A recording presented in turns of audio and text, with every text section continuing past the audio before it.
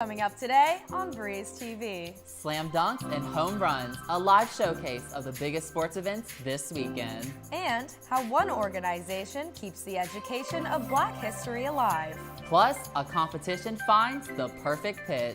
All this and more coming up today on Breeze TV. Live from the Allison B. Parker Studio in the School of Media Arts and Design at James Madison University, this is Breeze TV.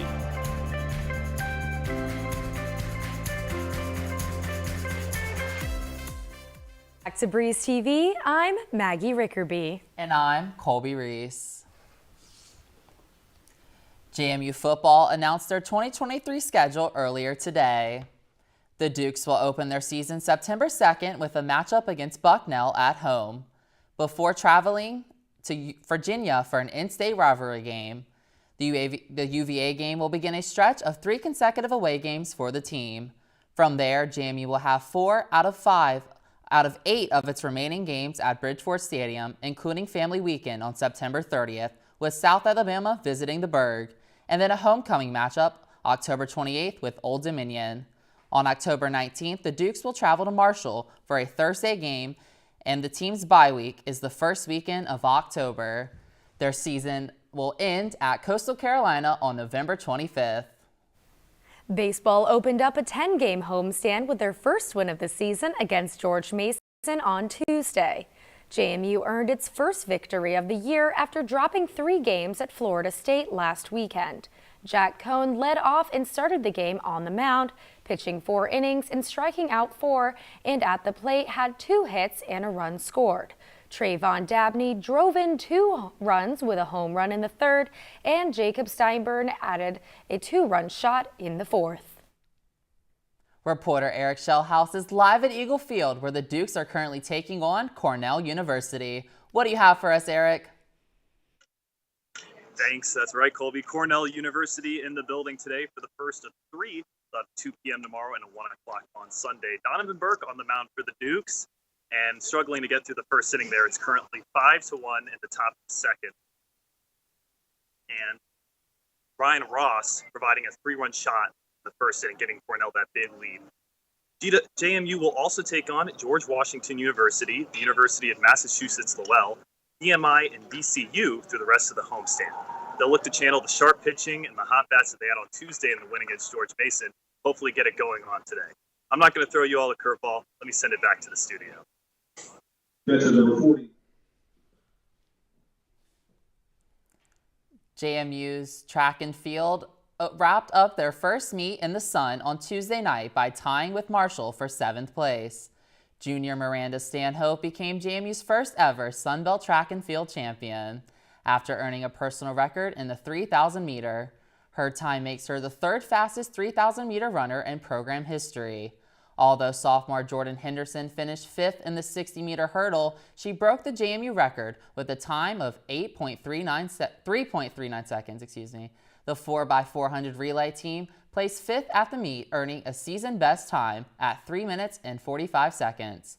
The team consisted of sophomore Virginia Keys, freshman Caden Wilson, senior Ariana Eberly, and sophomore Hailey Mbassi.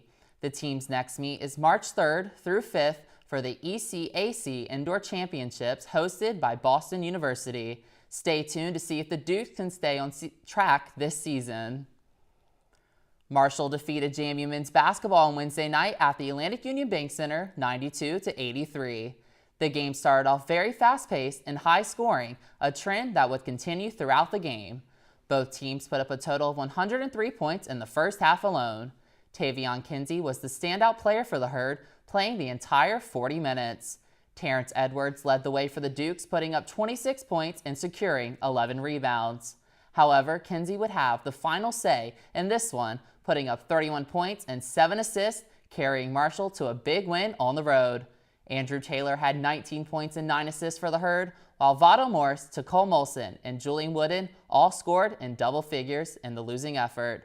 The loss dropped the Dukes record to 20-10 overall and 11-6 in conference play. While the Herd and the Dukes may have sparked a rivalry for years to come, the focus this season remains the same for both teams. Our reporters Colby Reese and Ellie Fenza tell us more. JMU versus Marshall brought the heat to AUBC with a packed student section to support their Dukes. Head coach of the Thundering Herd, Dan D'Antoni, believes this matchup showcases what both teams are bringing to the Sun Belt. They're a good ball club, and that was a well-played ball game. That was high-caliber basketball. Dukes head coach Mark Byington spoke on how one aspect of the game simply wasn't where it needed to be in order to overcome Marshall's high-powered offense. If we play defense like that, we're going to keep losing. We don't have many more opportunities. That's the main thing I want them to take away. We got to regroup. Despite the big win on the road for the Herd, the turnaround is quick, and it's all about taking on the next challenge. That game stops right where it stopped. You got to play the next one. They got to know that game's over. It's done. And that message is the same for the Dukes. Once the buzzer went off, that game's behind us. It's on to the next game. The next game is the most important game for us. Looking down the road, the team's confidence is unwavering. I mean, it's hard to beat a team twice. Somebody's going to have to lose that game if we meet up. I just don't think it's going to be us. Reporting from a spirited arena, alongside Ellie Fenza for Breeze TV, this is Colby Reese. Breeze sports writer Jackson Hefner is outside of the Atlantic Union Bank Center to discuss what is to come for both the women's and men's basketball programs. Thanks for joining us today, Jackson. It's a pleasure, Colby.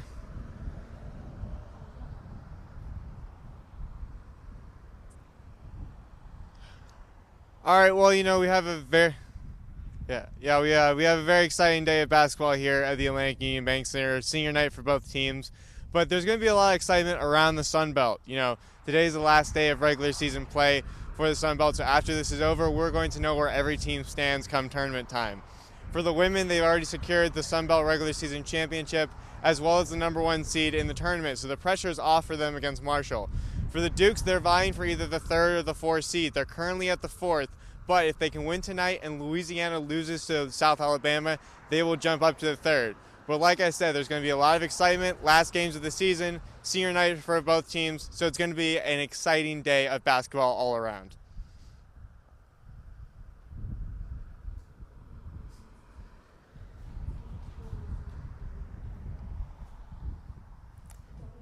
And you mentioned senior night. Obviously, some big players are playing their last game at home tonight. Kiki Jefferson, Vado Morris, Nicole Molson, just some big players that will be playing their last games at home.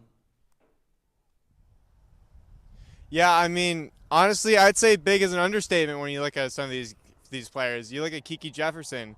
She started as a standout freshman for the 2019-2020 team, arguably one of the best of the past 5 seasons. She has grown into such an incredible leader. She is leading this team into the Sun Belt tournament this year.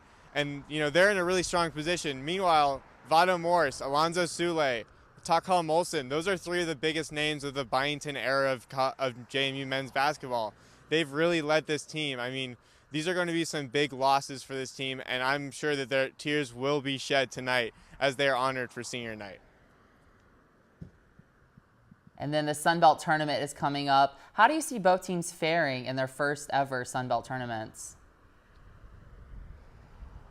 Well, I think for the women, they're the favorite. I mean, they have the best record in the league. They've been playing well all year. They did have a stretch where they lost 4 of 6, but they've rebounded with 5 straight wins, so I have no worries about them.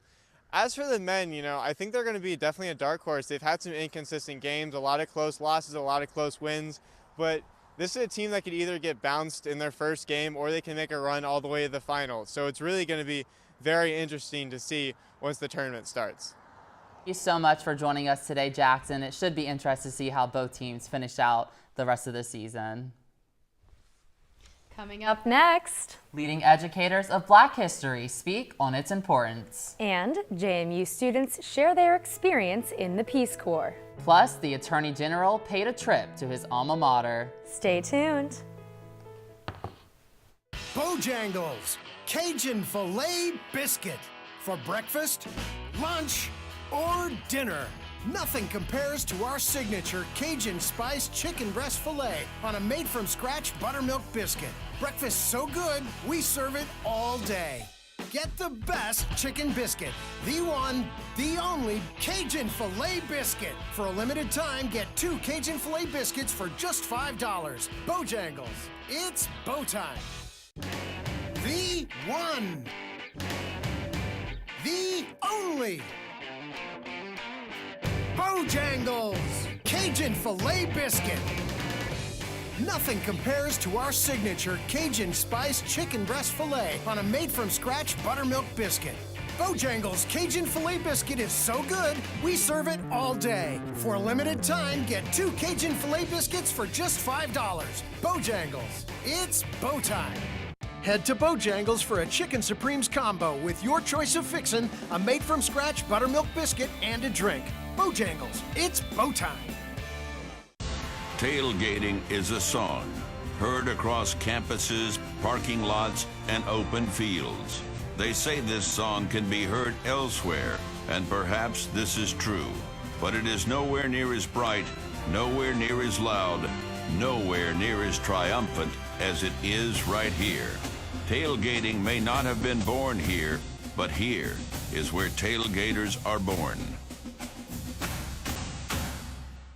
This is Breeze TV.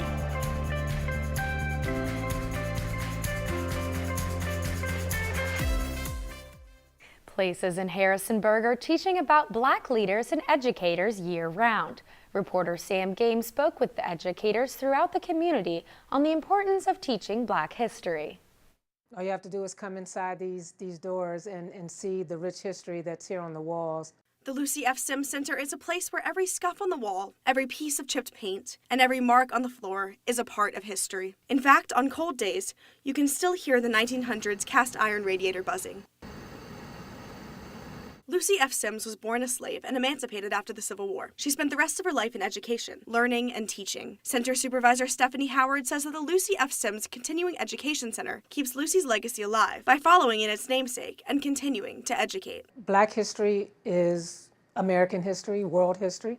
So therein, lies the importance. We're just, able to provide some local history and put some context to that and how important that was and is to the local community and the greater community. Places like this all over Harrisonburg follow in Lucy's footsteps by continuing to educate on the parts of history that aren't always found in textbooks. Assistant Professor Leonard Richards says that teaching comprehensive African American history is crucial in educating future generations. To him, this includes the tragedies, but also the triumphs. Part of the American experience is the honesty that goes with that American experience. If we are a country that doesn't want to erase its history, to erase the American legacy, then we have to talk about the good and the bad. And African American history is more than just those terrible events of slavery and oppression. There's also a lot of victories that come with that as well. So let's talk about it all. Learning Black history doesn't have to mean reading dense journals and textbooks. Lauren Elaine, executive director of the Furious Flower Poetry Center, says that art can teach beyond paragraphs on a page. When we come to art, we're coming for a human experience, an experience with our consciousness, with our interior. Elaine also says in order to expand our knowledge, we need to embrace curiosity and ask questions. It would be great if we lived in a world where what we're given is true and complete, but that's not the world we live in. And so we have to take responsibility for our knowing. If you realize, I've never seen another Black person in this space, you get to ask why. In the 1800s, Lucy F. Sims said, "I am teaching and working for my race." And in 2023, these Harrisonburg institutions and Black educators have one thing to say. We're here. We're going nowhere. We've been here. Reporting for Breeze TV, I'm Sam Game. If you'd like to learn more about African American history in Harrisonburg, the Black Heritage Project has put together a self-guided tour featuring the Lucy F. Sims Center and other historical attractions. You can find the tour on the Harrisonburg Tourism website at visitharrisonburgva.com. With graduation coming up soon, many seniors are looking for paths after college, including the Peace Corps. Our reporter Abby Allard spoke with professionals about their experiences. The Union Ballroom was filled this past Wednesday with JMU students eager to learn more about how the Peace Corps is not just a vacation, but it's a time to immerse yourself in a new culture. You see things and you learn things that you wouldn't get on that 2-week trip. And so that's what I think is really exciting. You kind of feel like you now have like a new identity to whatever, your cultural heritage is. Like you're going to add one more to it. JMU student Jillian Lake expressed how she had a general idea before the event on what the Peace Corps was, but didn't realize how quickly they had to adapt to both the culture and the language. I've been interested in doing some sort of service work for a while now. I think I might start with something on a smaller scale before taking that big step, but it's definitely something I'm considering. Peace Corps recruiter Roland Johnson expressed how truly life-changing it is to work with people from across the world while helping to serve their communities. You really do change as a person. You think you changed in 4 years, you do 27 months with Peace Corps, you're gonna come back to your family and be like, who are you? And what did you do with the person that left? At the end of the panel, they recommended to apply for JMU's Peace Corps Prep program, which they say will help students become the best possible Peace Corps candidate. Reporting for Breeze TV, I'm Abby Allard. We'll now throw it over to our political correspondent, Regine Arnazari, for Breeze TV Politics. Regine.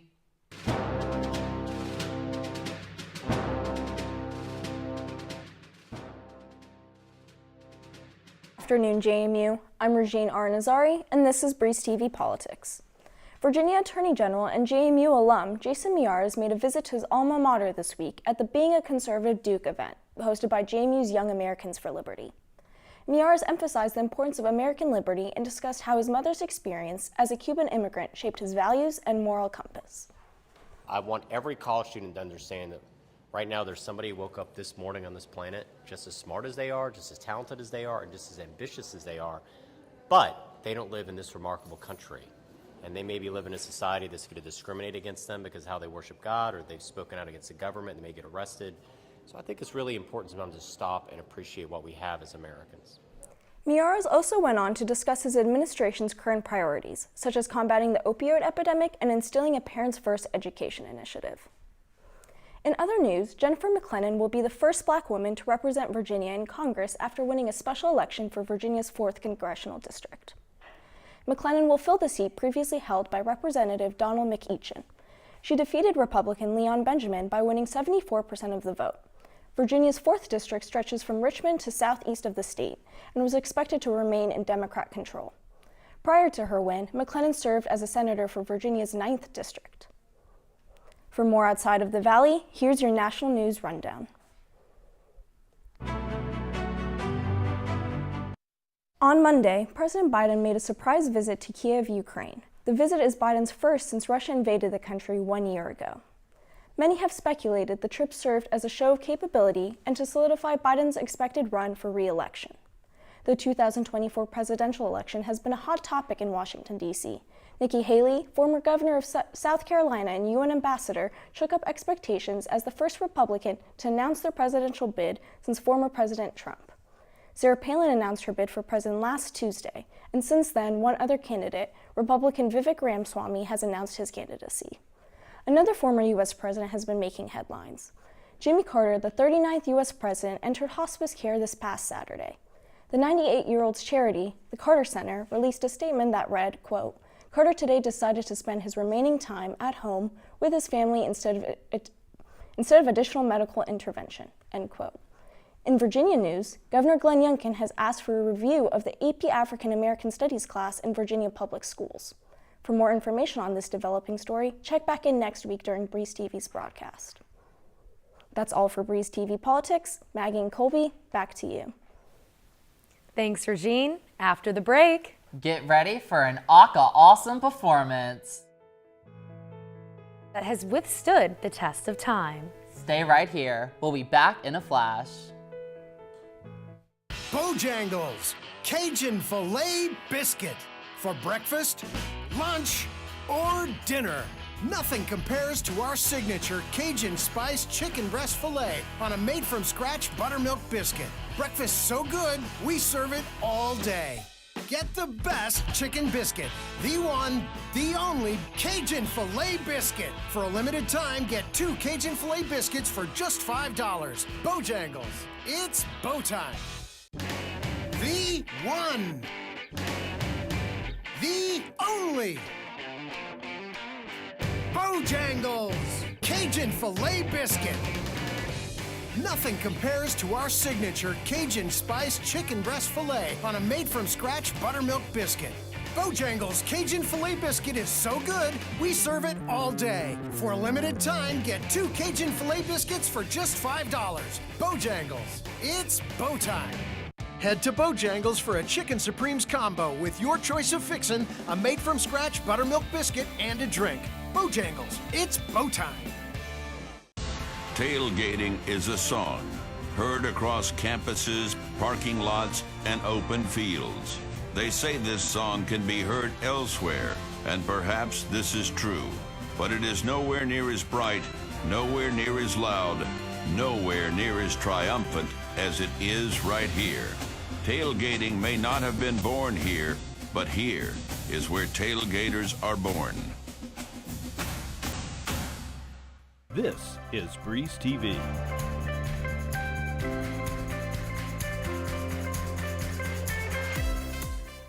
Stay out of trouble this weekend with the first ever Royal Riff-Off, hosted by the University Program Board. Our reporter Alexa Bonilla spoke with members of JMU's a cappella groups about their preparation process. Oh, I was so far gone. So far gone. Inspired by the movie Pitch Perfect, this event will feature JMU's premier a cappella groups. Mason Jett, the social chair for the Overtones, explains what a riff-off is. Groups coming together to perform songs for each other within a certain category. Being a member of one of these groups is more than just performing. For Sadie Aram, the president of Notoriety, doing a cappella allows her to perform while focusing on other things. Even though I didn't want to study music at college, I wanted a way to have a musical outlet. For Grayson Walsh of Exit 245, a cappella has impacted some of his major life decisions. When I got into all of the colleges that I got into, I judged them off of their a cappella groups, and I was like, wow, Exit's really good, I want to go to JMU. After the audition process, it's time to rehearse. It's a process of teaching them the music and also our current members brushing up and kind of sharpening our skills with the songs that we've chosen. As the intense late-night rehearsals carry on, the reason Rachel Suarez stays is for the family. They keep me here, and I love them, and I'm very grateful for the whole community in and of itself. When speaking about the possibility of joining an a cappella group, the public relations secretary of the Madison Project, Josh Mapoy, says, just go for it, because you never know, and college is all about taking those risks that you are afraid of, and who knows, you might join one of the best families you could ever be in. The Royal Riff-Off takes place Saturday, February 25th at 7:30 p.m. in the Grafton Stovall Theater. Reporting from the stage for Breeze TV, I'm Alexa Bonilla. That was an amazing package, Alexa. Now for the first installment of Humans in Harrisonburg, a series highlighting members of the community.